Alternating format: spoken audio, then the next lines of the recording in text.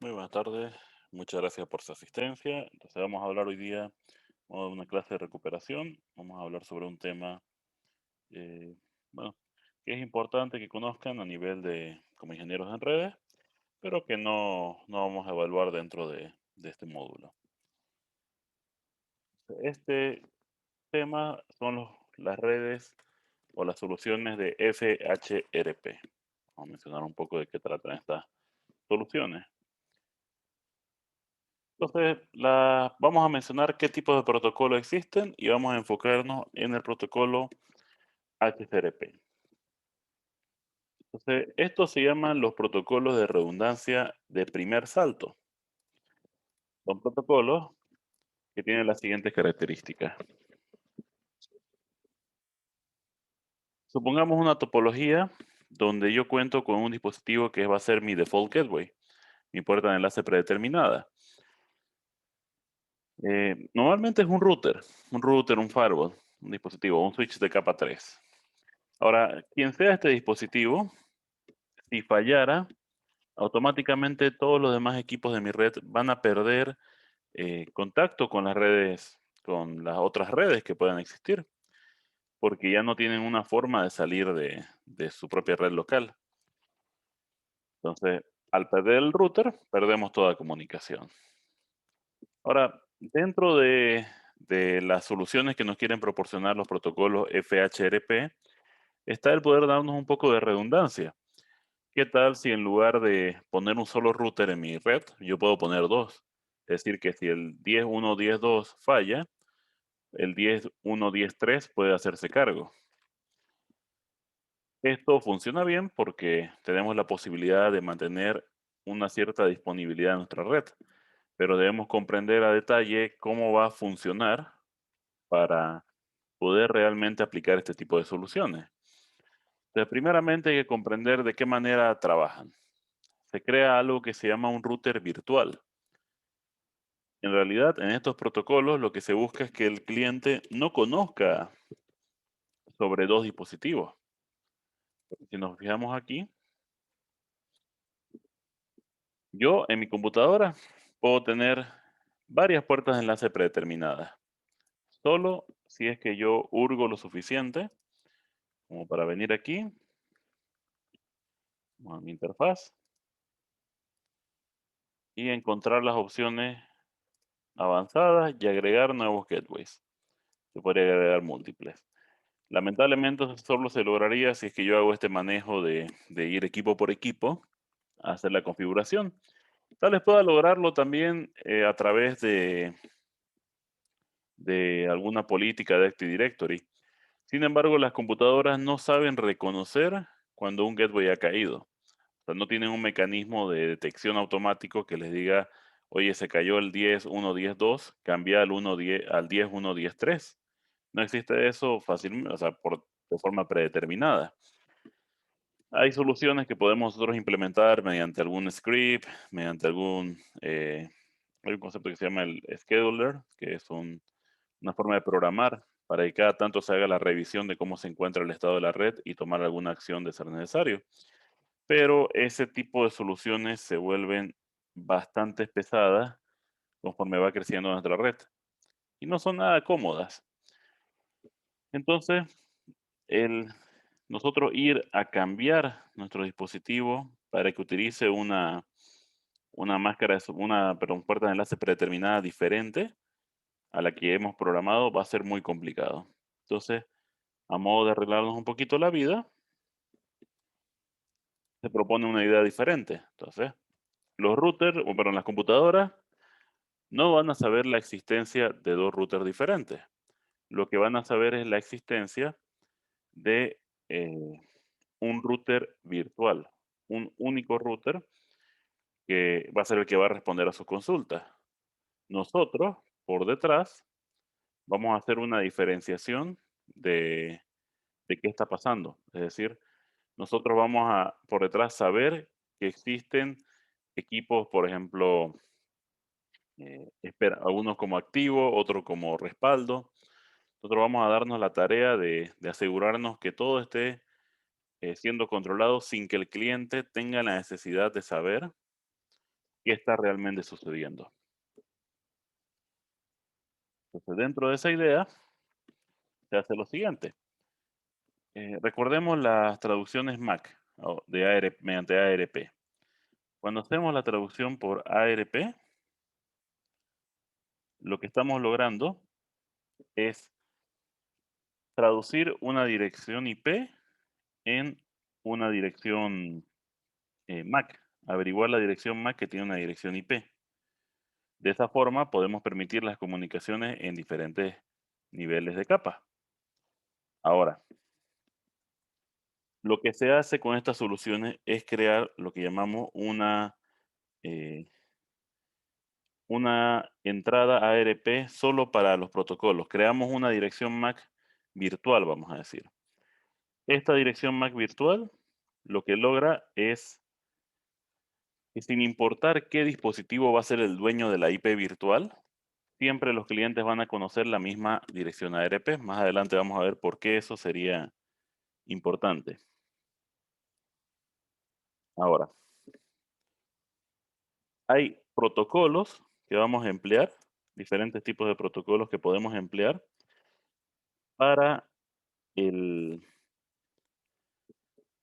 hacer que los equipos solos o de forma automática generen ellos señalizaciones que les permitan saber qué equipo está disponible o qué equipo puede estar fallando. De esa manera, podemos llevar una mejor configuración de nuestra red y podemos determinar cuál queremos que sea nuestro equipo primario, cuál queremos que sea nuestro equipo secundario. O sea, podemos manejarlo de forma inteligente. Para esto, se emplean lo que llamamos protocolos de redundancia. Estos protocolos de redundancia van a fijar quién es el router principal y quiénes van a ser los routers de respaldo. Y la capacidad que vamos a tener va a depender completamente del tipo de protocolo que estemos manejando. Entonces, veamos cómo sucedería esto.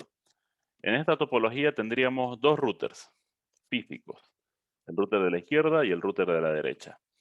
El router del medio es un router completamente virtual. En realidad ese router no está ahí o sea, no existe como tal, sino que es un rol que va a tomar alguno de los otros dos routers.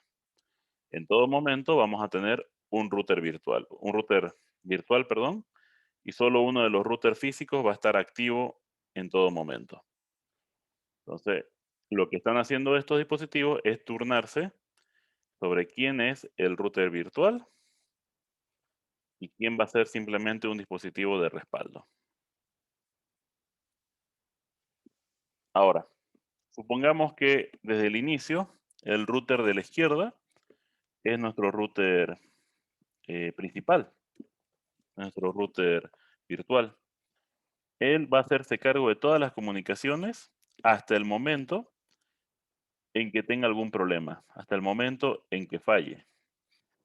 Si se cae su interfaz, o no sé, cualquier cosa que pueda suceder, en ese momento el rol del router virtual va a pasar al dispositivo de la derecha.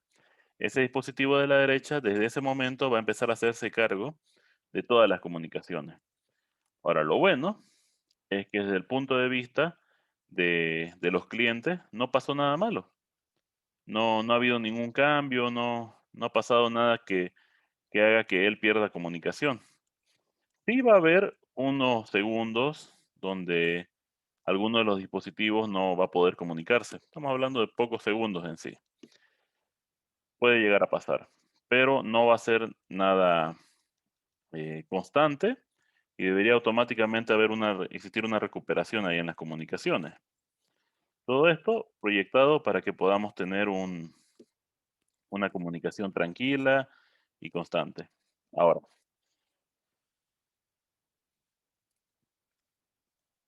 hay diferentes protocolos que van a lograr todo esto.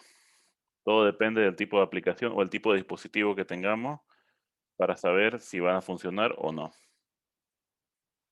Entonces, por ejemplo, primero tenemos el protocolo HSRP, que va a ser uno de los que vamos a ver a nivel de práctica. El protocolo HSRP es un protocolo propietario de Cisco. Es un protocolo que ellos han ofrecido que presenta la solución que les he ido comentando. Te permite tener un router virtual y te permite tener múltiples routers por detrás. Uno que va a funcionar como activo y el resto que van a funcionar como dispositivos de respaldo. Ya depende cómo lo vayas configurando vos para saber cómo exactamente va a trabajar o actuar. Lamentablemente solo trabaja con equipo Cisco, no permite su manejo con ninguna otra marca, solo son ellos los que lo entienden. Y esta solución está disponible tanto en IPv4 como IPv6, tiene su versión para cada uno. Después tenemos el que tal vez van a aplicar más a profundidad en general, lo que es el protocolo eh, BRRP. El protocolo BRRP permite hacer un manejo donde yo puedo crear exactamente lo mismo que hemos mencionado de HCRP, pero en cualquier marca o entre cualquier marca. No tiene ninguna limitante respecto a que es Cisco o no es Cisco. Y Cisco también lo aplica. O sea que es la forma en que ustedes van a poder mezclar lo que son topologías entre Cisco y lo que es marcas como MikroTik, como Juniper. Entonces, una forma eficiente de poder manejar estas topologías de alta capacidad. Después tenemos el protocolo GLBP.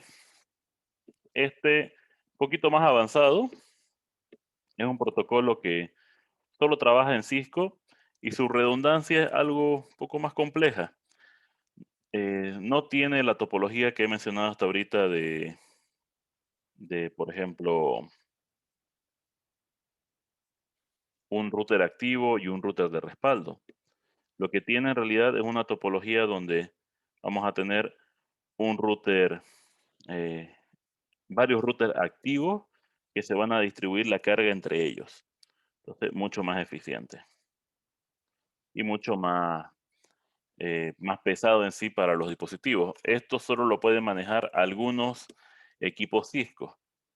Su manejo es mucho más efectivo que los protocolos que hemos ido mencionando, pero tiene la limitante obvia de que solo funciona en equipos Cisco. No hay nada que podamos hacer. Y finalmente está el protocolo de detección de IRDP, que es un protocolo que utiliza ICMP para detectar el estado de los dispositivos. Funciona muy bien. Eh, Sin embargo, lo único malo que tiene es que no es eh, tan no está tan disponible en muchas marcas. Lo tienen en algunos dispositivos Cisco, lo pueden encontrar en dispositivos Juniper, por ejemplo, pero no es algo que vas a poder encontrar fácilmente en cualquier marca que busques. Entonces ahí está el limitante. Ahora vamos a enfocarnos a lo que es HCRP, que es un protocolo que sí vamos a poder manejar si es que estamos trabajando con equipos Cisco. Entonces, el protocolo HCRP busca determinar un equipo que va a trabajar como el gateway predeterminado. Un equipo que se va a hacer cargo de todo y lo demás simplemente van a ser respaldos. Ahora, esto se va a crear por interfaz. Por ejemplo, aquí tenemos router 1 y router 2. Uno de ellos va a ser elegido como el principal, como el router activo, y el otro va a ser elegido como el router en espera, el router de standby.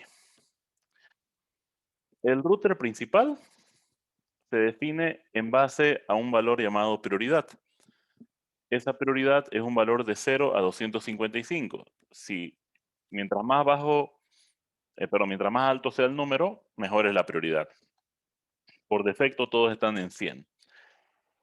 Ahora, si hubiera un empate, se maneja en base a las direcciones IP más altas.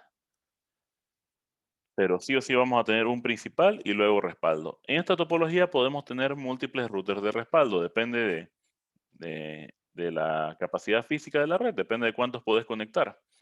Normalmente no se va a requerir mucho más allá de 2 routers, pero depende de la topología que ustedes quieran llegar a diseñar. Ahora, dentro de esta topología de HCRP, las configuraciones se van a realizar por dominio de broadcast. Fíjense que aquí, por ejemplo, tenemos un switch que une a ambos routers al mismo dominio de broadcast. Entonces, la configuración de HCRP va a ser sobre el interfaz donde están compartiendo dominio. Este otro interfaz de arriba no conoce que están trabajando en HCRP. Todo es por red local. Entonces, si tienen varias VLANs, por ejemplo, digamos que esto no fuera una interfaz físico y nada más, sino que hubiera varios subinterfaces ahí adentro, ustedes van a tener que sentarse a definir al menos un subinterfaz, perdón, un HCRP por subinterfaz. Entonces tengan bastante cuidado en esa consideración. Tienen que asegurarse de que estén siguiendo los parámetros que son necesarios por cada una de sus redes. Ahora, ¿cómo trabaja la alta disponibilidad en este aspecto? Estos dos equipos van a estar intercambiando de forma constante paquetes. Van a estar enviándose información que les va a permitir detectar si el uno o el otro siguen vivos. Si alguno de los dos fallara, si alguno de los dos tuviera algún problema, hay una detección de que ha caído el vecino porque no me está respondiendo. Como ya ha caído el vecino, no hay ningún tipo de respuesta, lo tengo que dar por muerto. Entonces, cuando el R2 deja de escuchar mensajes por parte del R1, en ese momento él cambia su rol y pasa de ser un dispositivo simplemente eh, stand-by en espera y se convierte en un dispositivo que está trabajando activamente. Luego, si el dispositivo eh, que antes era el principal, que ahora está trabajando como respaldo, volviera por algún motivo, volviera a funcionar, hay un parámetro que va a definir qué es lo que va a suceder. Por defecto, en el momento en que vuelva ese dispositivo, el principal, no va a poder retomar su rol como router primario.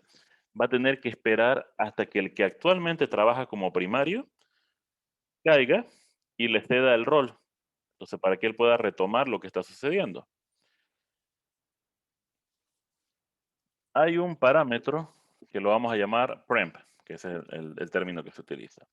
Este parámetro de premp es algo que ustedes pueden configurar en sus routers. Ese parámetro lo que le dice es si cuando vuelva un dispositivo que antes era primario, un dispositivo que tiene una mejor prioridad, o ingresa un nuevo dispositivo con mejor prioridad, automáticamente se va a hacer el cambio de roles. Esto, bueno, funciona porque nos permite asegurarnos que siempre el mejor router es el que se va a hacer cargo. Sin embargo, hay que tener cuidado en algunas cosas. Esa transición de quién es el router principal le va a causar unas cuantas pérdidas de paquetes a los clientes. Entonces, hay que tener cuidado respecto a en qué momento lo vamos a realizar. Y otra cosa que es muy importante, el día lunes vamos a empezar a hablar sobre nateo. Sin embargo, algo que hay que recalcar es que cuando se realiza el nateo, el router que hace el nateo lleva registros de las traducciones que realizó. ¿Qué dispositivo, qué IP se transformó en qué IP? Eso es lo que hace nateo. Y esos registros son completamente locales. Y no hay ninguna solución actualmente que permita que dos routers compartan esa base de datos. Entonces, ¿qué significa? Que si uno de los routers lleva registros de nateo, lleva información que solo puede almacenar de forma local y que de alguna forma está impactando a la red, si hay un cambio de quién es el principal y quién es el de respaldo, esa información no va a estar copiada al que va a tomar el nuevo rol. Y por lo tanto, las conexiones de los usuarios se van a cortar. Pueden ellos volver a iniciarla porque el nuevo router va a tomar el control. Sin embargo, puede que eso sea un impacto muy grande para la comunicación de los usuarios, ya que por más que van a ser unos pocos segundos donde vamos a tener ese efecto, puede llegar a ser una mala experiencia que cause problemas. Entonces, esta opción de prem no es recomendable utilizarla cuando podemos tener una red algo sensible, donde el router puede venir, puede fallar de tanto en tanto y causarnos este salto de quién es el router principal y quién es el router de respaldo. Entonces, a modo de tratar de evitarnos estos problemas, se recomienda que la transición, bueno, la transición cuando es de emergencia se realiza y ya, listo, no hay nada que podamos hacer. Si mi router principal falla y tengo un secundario, que se haga cargo. Eso puede pasar en cualquier rato del día y para eso está esta topología.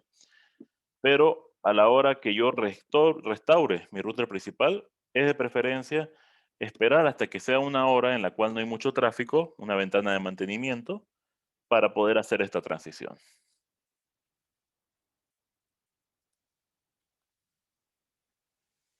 Y también tenemos lo que son los parámetros de estado y temporizadores. Ahora bien, todo router que trabaja con HCRP constantemente envía mensajes de saludo y es similar a los protocolos de enrutamiento dinámico que hemos visto, en los cuales los mensajes de saludo se envían en una dirección, sobre una dirección multicast. O sea que solo los routers que están trabajando con HCRP van a poder enviar y recibir esas comunicaciones. Ahora, eso se hace cada 3 segundos. Si yo por algún motivo no llego a recibir un mensaje de saludo a los 3 segundos, doy máximo como 10 segundos antes de hacer el cambio de rol, antes de considerar al router principal como muerto.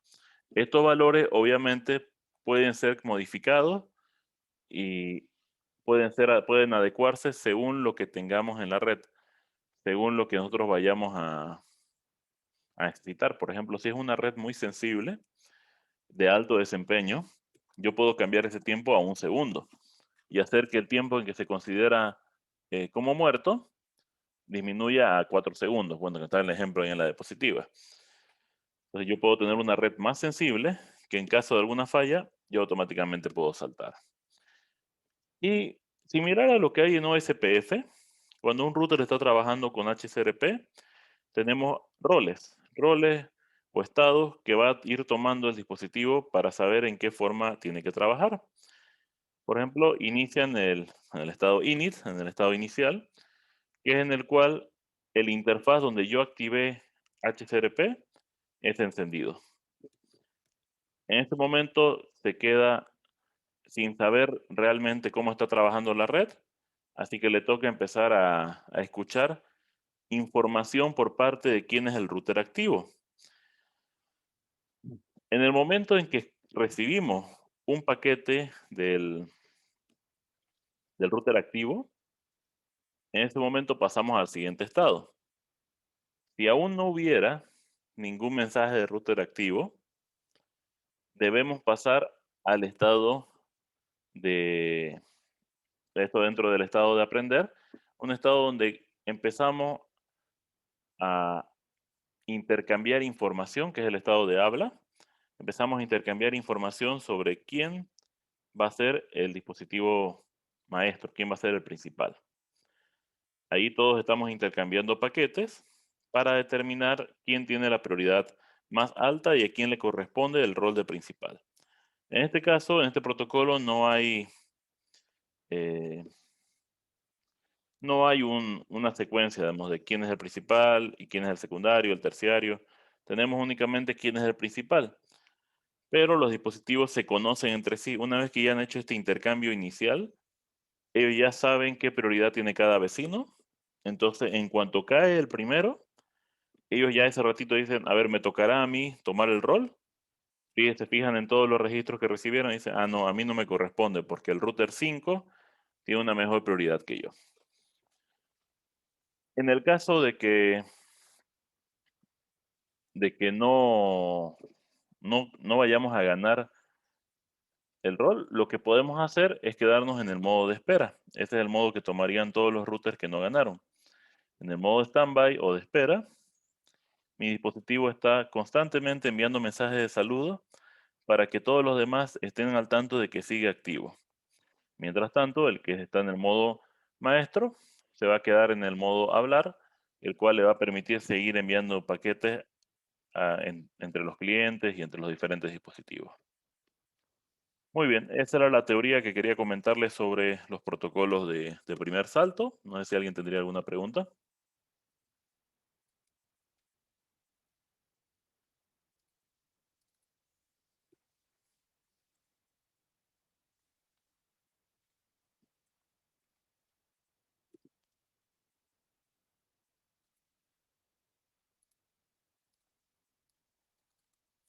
Muy bien, si no hay ninguna duda, les he pasado un ejercicio de Packet Tracer ahí en el chat para que lo puedan descargar, para que me puedan seguir en este laboratorio.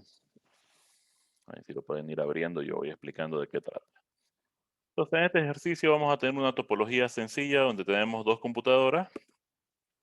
Aquí han agregado dos switches para dar un poquito más de entendimiento a la topología. Puede ser un solo switch. Y tenemos dos routers. Esos dos routers van a actuar a los ojos de la red local como uno solo. Bueno, en este caso tenemos dos redes locales, perdón. Estamos bajo el manejo de dos, a ver, vamos a ver cómo estamos en el tema de VLAN.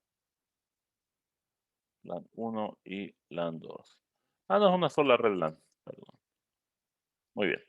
Entonces tenemos una sola red LAN, solo que lo tenían como separados a los dispositivos. Entonces, ¿qué es lo que vamos a hacer?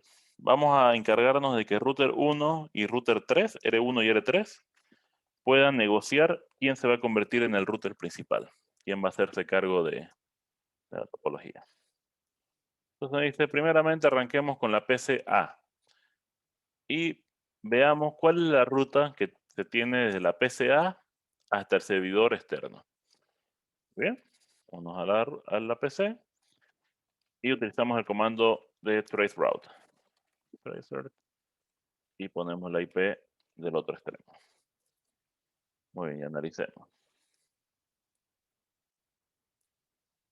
Entonces, los saltos se están realizando PCA al 192.168.1.1, luego al 10.1.1.2, que yo imagino que el 192.168.1.1 debe ser alguno de estos dos routers. Luego pasa al router 2, que sería el 10.1.1.2. Luego pasa a Internet, donde estaría este router. No sabemos que estará aquí adentro, pero está ahí metido. Y luego llega al dispositivo.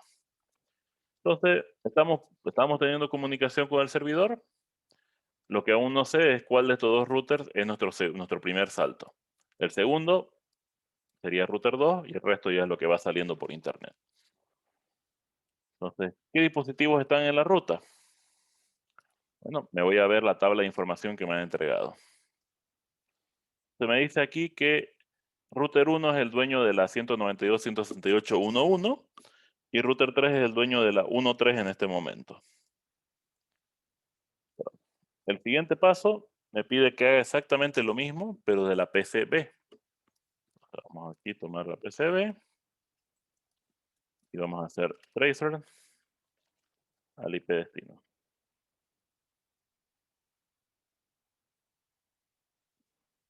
Acelerar el proceso. Ahí está. Comparemos entonces. A partir del segundo salto hasta el destino es lo mismo, pero el primer salto es diferente. Uno utiliza el 1.3 y el otro utiliza el 1.1. Entonces, la PCA está utilizando el router 1 y la PCB al router 2. Si nos vamos a sus configuraciones, podemos ver que van a tener diferentes direcciones de puerta de enlace predeterminadas. Eso no es común en una misma red local. Si los dispositivos están en la misma subred, esto es un poquito problemático, porque si cayera uno de los dos routers, alguien va a perder. Miren, observa el comportamiento de la red cuando el router 3 deja de estar disponible. Entonces vamos a eliminar el vínculo entre el router 3 y S3.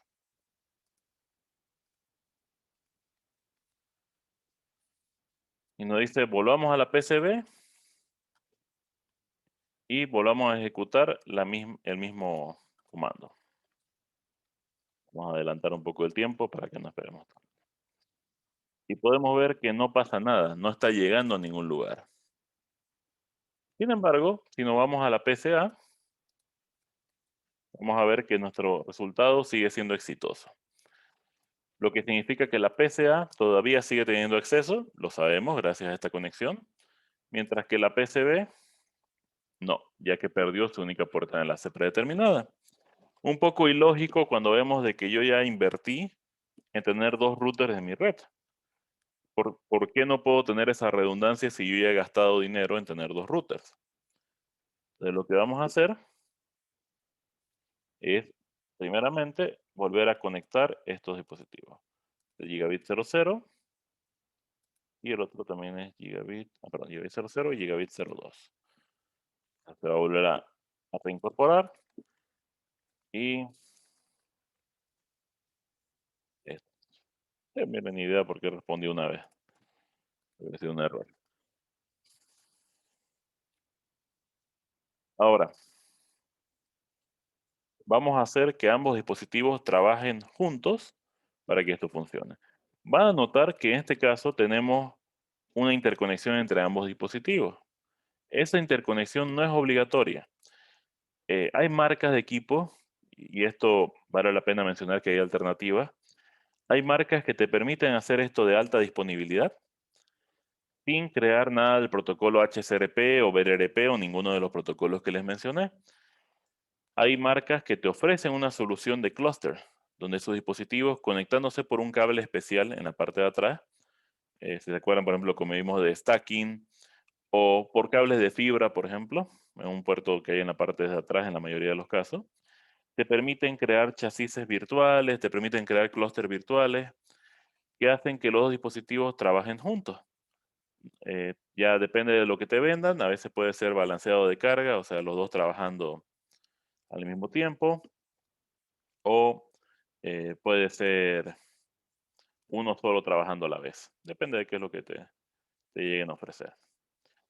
Sea cual sea el caso, eso serían soluciones aparte, no se vayan a confundir con eh, no, con las que estaríamos utilizando con estos tipos de protocolos. Eso ya son algo de solución propietaria y van a tener su costo, pero también pueden tener su ventaja por encima de todos estos que estamos viendo. Ahora, empecemos configurando router 1. Primero tenemos que identificar qué interfaz es el que me interesa que sea parte de la topología de HCRP. Y la interfaz que me interesa es el que va a la red local. Ese es el gigabit 01. El gigabit 0, no, creo que sí es el gigabit 01. A ver. Sí, 01 y en el router 3 es el 00. Es bueno recordar eso. Interfaz gigabit 01. Ahora, lo que es HCRP, recuerdan que le dije que tiene dos versiones. Todo lo que es HCRP se configura utilizando el comando standby. Ahí en la otra opción, he olvidado el comando de BRRP. Ver, standby es para HCRP.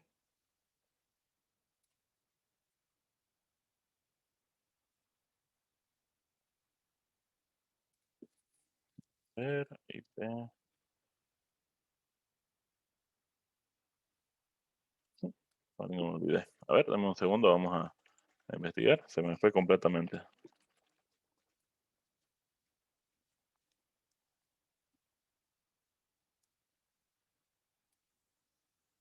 Ah, perdón. Sí es BRRP, solo que aquí Cisco no lo soporta en el Packet Tracer, por eso no lo estamos viendo.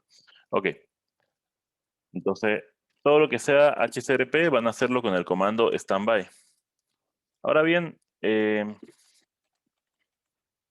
dos versiones, versión 1, versión 2. Por defecto se trabaja con la versión 1 en Cisco, pero ustedes pueden cambiarla para que permita también que manejen lo que es IPv6. De esta manera pueden trabajar de forma en ambos protocolos.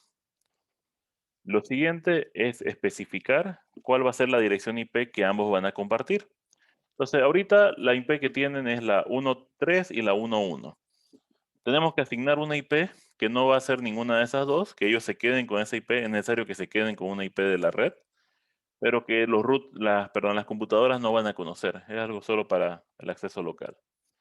Entonces, lo primero que colocamos es el número del grupo de HCRP, 1. Y ahí le ponemos la dirección IP. Por ejemplo, en este caso vamos a utilizar la IP 1.254. Esa es la que le vamos a dar a conocer a los clientes. Ya pasó al modo de inicio. Luego le decimos qué prioridad. En este caso yo quisiera que el router 1, el R1, sea el principal y el R3 sea el secundario. Entonces el R3, o perdón, ambos tienen la prioridad de 100 por defecto. Pero lo que vamos a hacer es pedirle que él tenga una mayor prioridad y se convierta en el principal, ya sea con prioridad de 150. Fíjense que como él no encontró a nadie más, ya llegó al modo de activo. Ya está hablando y ya está enviando información.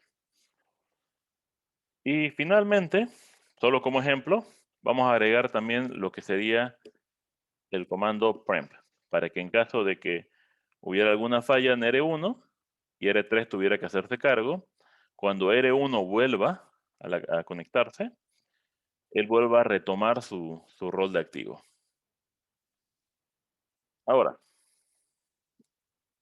vamos a hacer este mismo trabajo en R3,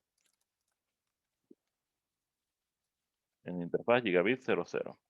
Lo primero, poner a ambos en la misma versión 2. Lo siguiente, utilizando el mismo número de grupo, asignarle la misma IP virtual. Ambos van a tener la 254. Él, si yo quisiera, pudiera cambiarle la prioridad. Podría ponerle algo que esté por debajo de la prioridad por defecto y que esté por debajo de la prioridad que tiene eh, el otro router. Pero no me interesa en este caso. No me afecta. Él se está quedando en el modo de standby. Lo que sí puedo hacer es ponerle el modo premp. Ahora, el modo premp, por si acaso, es un modo que idealmente debe ser configurado únicamente en el router principal o los routers principales. Y no hace falta colocarlo en el router que va a ser la última opción posible. Pero no hace daño que ustedes lo coloquen. Si van a utilizar esta opción, no hace daño que lo coloquen hasta en el router más débil. O en el último router que van a utilizar. Entonces, ahora veamos cómo está la topología. A ver.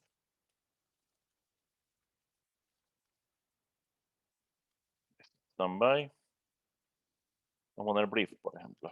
Ahí me va a mostrar y me va a decir, en esta interfaz, en el grupo 1, yo tengo la prioridad 100, estoy en el modo standby, y este señor es el router activo, el 1.1.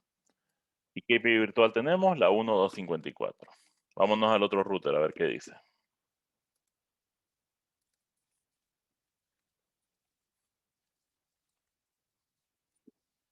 Él dice, yo estoy trabajando en el Gigabit 01, grupo 1, 150 es mi prioridad, yo estoy en el modo activo y tengo un respaldo secundario que es el 1.3 y esta es nuestra IP virtual. Ahora sí, cambiemos la máscara de subred que tienen nuestros dispositivos. Ya no van a utilizar su propia no máscara de subred, la puerta de enlace predeterminada. Ya no va a utilizar cada uno la puerta de enlace que le dé la gana. Ahora, cada uno va a utilizar la misma, como debería ser. Y vamos a probar si aún pueden llegar a su destino. Y podemos ver que sí. Noten, por favor, de que siguen respondiendo con la IP física, no está respondiendo con la IP virtual. No significa de que solo está usando la IP física, sino que en traceroute nos va a responder con la IP en el interfaz más cercano. Y la IP virtual, los routers al responder en traceroute no la consideran la virtual no la consideran la principal, consideran la que está en el interfaz físico, la normal, la 1.1 por ejemplo en este caso. Lo que sí podemos ver es que ahora a ambos dispositivos les está respondiendo el 1.1. Así que no se asusten si ven que responde el 1.1. No significa que él está usando la IP 1.1 para enrutar nuestro tráfico. Si vemos con ipconfig, sigue siendo la 1.254, la virtual. Solo que esa va a ser la respuesta que él nos va a enviar como router propio en nuestro trabajo de traceroute. Ahora, hace rato hicimos una prueba. Cuando maté yo este enlace, la computadora B se quedó sin comunicación. Veamos qué pasa ahora. Sigue trabajando sin ningún problema y lo mismo le pasa a la PCA. Ambos pueden trabajar sin ningún problema. Vámonos al router 1. Veamos en qué le afecta lo que acaba de suceder. Ni se ha dado cuenta todavía. También vamos a hacerle un adelanto de tiempo para que veamos cómo los roles llegan a cambiar. Fíjense, ahora sí. Pasado unos segundos dijo, mi vecino, esto es de vecinos OSPF, ya lo que dio por muerto. Entonces, si nos fijamos, él sigue siendo el router activo y listo. El router 3, ¿qué se considera a sí mismo? Él ya no está en la red local que lo unía a este dominio. Su interfaz no está funcionando, así que él no sabe qué está pasando. No sabe quién es el router activo y no sabe quiénes son los de respaldo. Por lo tanto, no está trabajando. ¿Qué pasa si restauro el enlace?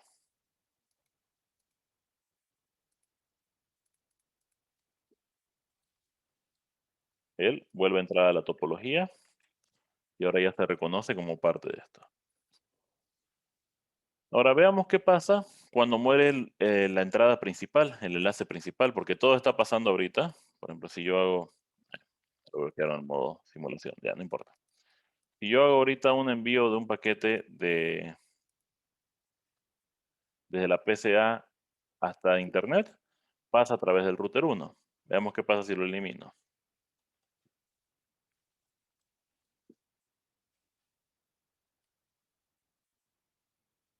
Puedo llegar a tener algunas pérdidas, pero pasado un tiempo, miren, hubo unas pérdidas arriba. Pasado un tiempo, hasta que se den cuenta que el principal murió, yo recupero mi comunicación, ya empieza a funcionar correctamente. Ahora todo está funcionando. ¿Qué va a pasar también? Ahí está. Comunicación sin ningún problema. Ya todo está trabajando como debería trabajar. Y fíjense que ahora aquí me está respondiendo el 1.3, ya me está respondiendo el router 3. Veamos qué pasa. Acuérdense que utilizamos el comando premp. El comando premp implica de que cuando un router de mayor prioridad vuelva a la red o se una a la red, automáticamente va a ser dueño y va a recuperar su rol. Veamos qué va a pasar cuando yo incluyo al router 1 de vuelta en la red. Vamos a adelantar un poco el tiempo. Volvamos a traceroute. El router 1 vuelve a tomar el control. Él automáticamente se reafirma como el router principal. Si yo no usara el comando premp en mi configuración, ese router 1 al volver a la red no sería automáticamente asignado como el router activo, sino que él tendría que esperar hasta que el router que en ese momento es el router activo caiga, para que se pueda hacer una reelección de quién debería ser el nuevo router principal. Hasta mientras, no va a haber ningún cambio brusco. Así evitamos que haya tal vez algún problema en las comunicaciones, que nuestros usuarios se estén quejando porque hemos tumbado su charla entre sus diferentes equipos. Muy bien, esta era la práctica que quería mostrarles de este tema. No sé si alguien tiene alguna pregunta.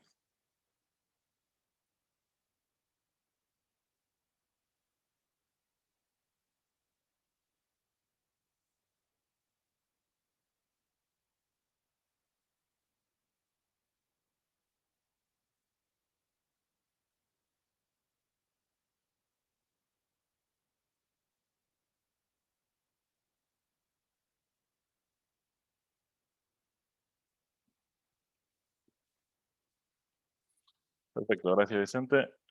Muy bien, eso es lo que quería explicarles en el día de hoy. Como les dije, va a ser una clase más resumida. Es un temita que es bueno que se pueda conocer, que se pueda entender, pero no va a entrar dentro de la evaluación. Ahora, yo sí les recomendaría, si por ejemplo están hablando de la parte de diseño de redes LAN y no se acuerdan de qué más pueden recomendar o de algo que pueden sugerir dentro de lo que es la redundancia, pueden meter este tema. Es un tema que es fácil de explicar y la verdad que va a demostrar que tienen un entendimiento de redes que yo les puedo afirmar de que muchos no conocen de estos protocolos redundantes, a pesar de que es algo relativamente básico, algo que se incluye, por ejemplo, en la certificación de CCNA, aún así no muchos lo manejan. Entonces, ese tema podrían introducirlo a la hora de defender diseño de redes LAN. Listo, entonces, les agradezco a los que han podido asistir. Esto yo lo voy a estar subiendo a la grabación de aquí un momento para que quede disponible para todos. Entonces, muchísimas gracias por estar en la clase y continuamos el día lunes. No se olviden que si van teniendo alguna consulta sobre su evaluación práctica, aprovechen este fin de semana para ir viéndolo y me mandan cualquier consulta que tengan. Muchísimas gracias por su asistencia. Espero que pasen un buen fin de semana. Buenas tardes, ingeniero. Hasta luego. Hasta luego.